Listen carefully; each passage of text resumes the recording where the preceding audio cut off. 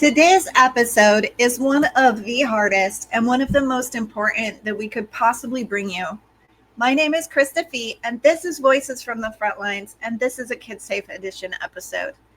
Today we are talking about suicide in children in a way that many of you have likely never heard before. We're not focusing on just the dramatic warning signs that make the headlines. We're talking about the silence, the stillness, the invisible weight that some kids carry long before anyone sees it. This is the silence before the spiral. Because sometimes the child who says nothing is the one who is struggling the most. Here's what most people are just not ready to accept. Children under 12 do think about suicide. They do internalize despair. And too often they don't say a word. Not because they're manipulative, but because they likely don't have the language for what they are feeling. And because many adults, parents, teachers, and even well-meaning clinicians have never modeled what emotional fluency sounds like. Let me say this clearly. If a child has never seen an adult name a feeling, regulate their body, or talk about internal struggle without shame, that child has no map. So what do? They shut down, they turn it inward, they overachieve, they isolate, they try harder to be good, and sometimes they stop trying at all. Here's the thing most suicide prevention frameworks miss. Despair doesn't always scream. Sometimes it goes quiet. And that quiet, it gets missed in classrooms, in homes, in places of worship, even in therapy rooms. We expect suicidal kids to look distressed. We expect dark clothes, aggression, or self-harm. But what about the child who never raises their hand anymore? What about the 10-year-old who used to talk all the time and now just shrugs? What about the one who seems like they're fine but avoids eye contact and rarely asks for help? What about the ones holding so much inside they've learned to disappear in plain sight? Let's pause here for a moment. If you're listening and a face just came to mind, a student, a client, your own child, I want you to breathe. This is not about panic or blame or shame or guilt. This is about presence, patience, and awareness. Because you don't prevent suicide by scanning every child for danger. We prevent suicide by creating a culture where being safe is normal and naturalized, where being human becomes safe, where sadness, confusion, overwhelm, and fear are spoken and not hidden or swallowed, where there's room for hard conversations without punishment and shutdown, where we stop praising the kids who never caused trouble without asking what they had to bury to earn that peace for us.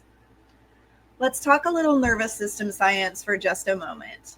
When a child is stuck in dorsal vagal collapse, the freeze or shutdown state, they may look distressed. They might seem tired, disengaged, or quiet, but that's not calm. It's survival. And the longer they live in that state without connection, the more their system starts to believe this is how it is. I'm alone. I don't matter, and nothing changes. From a polyvagal perspective, connection is the medicine, not lectures, not behavior charts, not rewards or punishment, connection. So what do? First, we shift the question from how do I stop this child from hurting themselves to what might this child need to feel seen? What don't they have words for yet? Where can I soften so they don't have to carry everything? That might look like listening longer than you're comfortable. Asking questions like, what's been hard for you lately? Instead of how was school? Telling them you don't have to be okay for me to love you.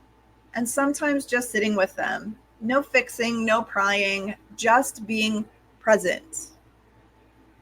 Here's another point that might get some pushback.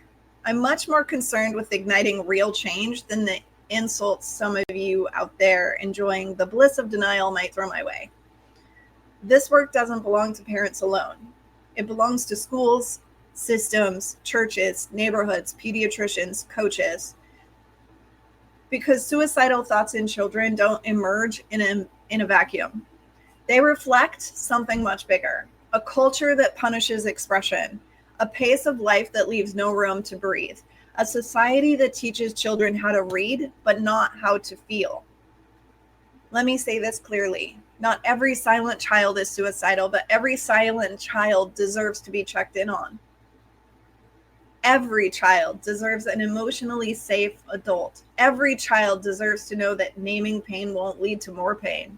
Every child deserves a world that listens better. At KidSAFE, we don't believe in waiting until a child is in crisis. We believe in training adults to hear what most people miss and creating systems that make it normal to talk about feelings, identity, nervous system regulation, and resilience before a hotline is needed, before the spiral deepens, before the silence becomes permanent. If this episode moves something in you, please don't let it sit in your chest. Reach out. Ask the children in your life real questions. Not from a place of desperation, accusation, or pressure, but from a place of genuine interest, curiosity, and connection. They will feel the difference. Start listening differently.